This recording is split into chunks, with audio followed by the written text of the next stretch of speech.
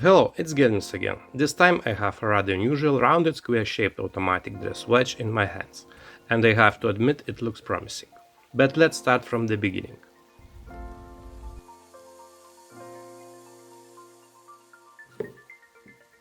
It comes in a generic but sturdy plastic travel box.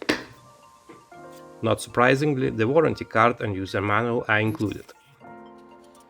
We also get a screwdriver with 4 interchangeable screw heads.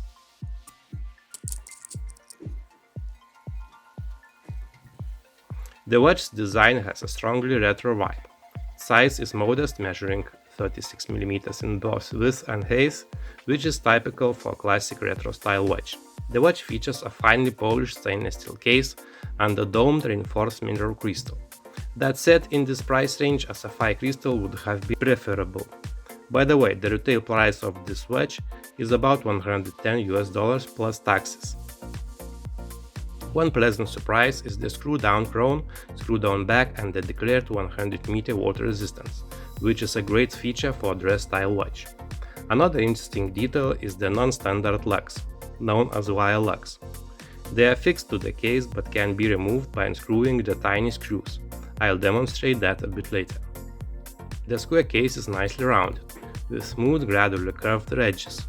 The case itself, without the raised crystal, measures about 9mm thick, and with the crystal it's about 10.5mm.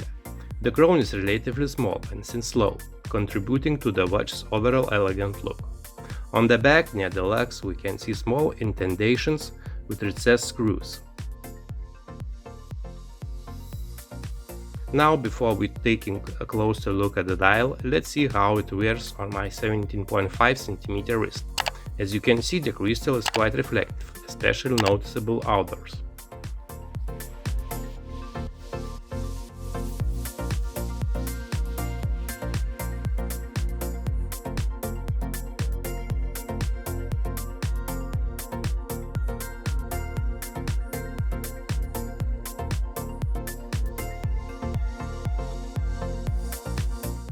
Well, the watch looks much more expensive.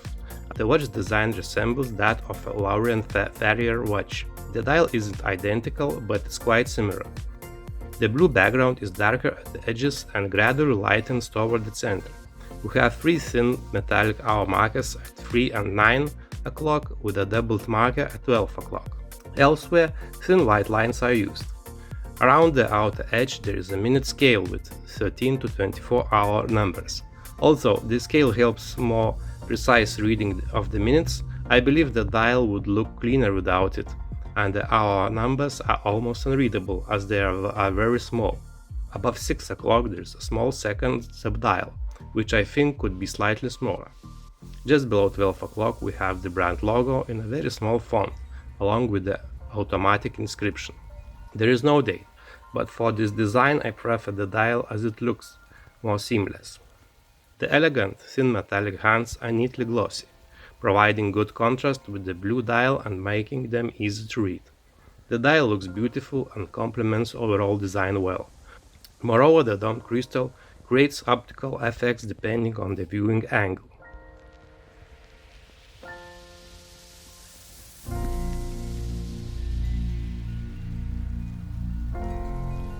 Besides this blue variant, there is also a black dial version as well as white one and another white option with a slightly different pattern. Still, my favorite is the blue one. The watch doesn't feature a Lume effect, but that's not a big issue for a dress watch.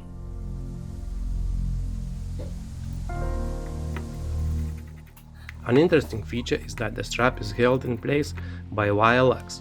These lugs can be removed by unscrewing the tiny screws on the case, making for a rather unique and unconventional design choice. Still, they blend well with the overall appearance of the watch.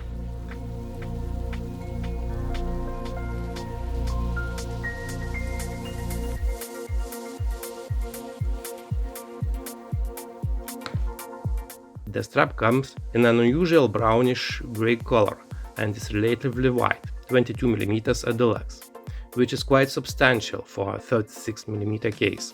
However, it tapers down to 20mm at the clasp. The clasp itself is signed and well made. The strap left me with mixed impressions. Its surface is textured and slightly glossy, which gives it a somewhat plastic-like appearance. However, it is flexible, very soft and neatly stitched, and on the wrist it feels comfortable.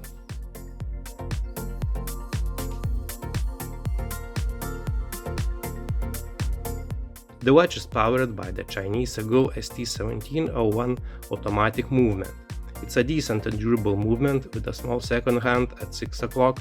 It features a 40-hour power reserve, but it's non-hackable, meaning the second hand doesn't stop when adjusting the time. Correct me if I'm wrong, but I believe this is the one of the few affordable movements that fit into a case of this size. So let's summarize. Pros: beautiful and elegant retro-inspired design, well-made dial with a clean polished stainless steel case, 100 m water resistance, which is quite impressive for a dress watch, unique wire lugs that complement the design well, modest size for classic dress watch, good legibility with thin metallic hands, durable Seagull ST1701 automotive movement, also it's non-hackable. Can't say much negative, still some things could be better. No sapphire crystal at this price point is a downside. Also, the crystal is very reflective, so anti-reflective coating would be a nice addition. The minute scale and our markers feel somewhat redundant.